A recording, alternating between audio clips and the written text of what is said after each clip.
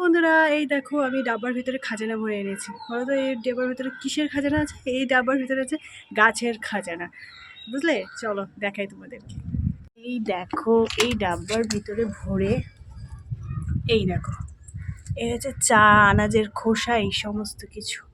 তো এইগুলো হচ্ছে গাছে দেওয়া হবে, বুঝতে পেরেছো? কি সুন্দর অ্যালামন্ডা গাছটা। অ্যালামন্ডা গাছ তো অনেক ধরনের অনেক রকমের হয়, আর আমাদের কাছে এই সাইজটা আছে ছোট ছোট হলুদ কালারের। আর এই গাছটা ভীষণ ছড়ানো হয় না, ভীষণ ভালো লাগে, ভীষণ ভালো লাগে।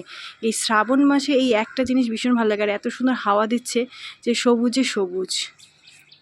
জানো তো শ্রাবণ মাসে গাছগুলো দেখতে ভীষণ সুন্দর হয় আর ভীষণ সুন্দর হাওয়া দিচ্ছে, কিন্তু গাছে বর্ষাকালে ফুল ফোটা একদম কম হয়ে গেছে। এই দেখো এই যে লঙ্কা জবা একটা, আগে এই গাছে না গাছ ভর্তি করে লঙ্কা জবা হতো, কিন্তু এই বর্ষাকালে যেই বৃষ্টি পড়া শুরু হয়েছে এখন আর সেরকমভাবে ফোটে না।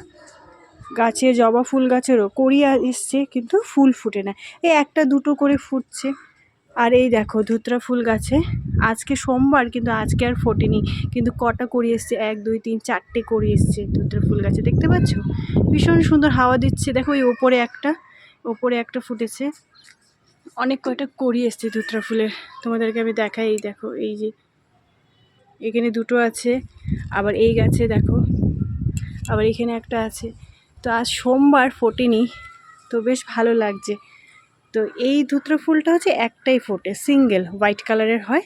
আরেকটা আছে ওটাতে হচ্ছে তোমার ইসে হয় থোকা। কোনটা দেখাচ্ছি, এই পাশে আছে। আর এই দেখো এই যে ধুতরা ফুলের গাছটা আছে, এখানটা কুড়ি এসছে। এই যে এই ধুতরা ফুলটা থোকা দুটো হয়, আর এটা হলো হোয়াইট আর পার্পল, দুটো কালার কম্বিনেশনে হয়, বেশ ভালো লাগে।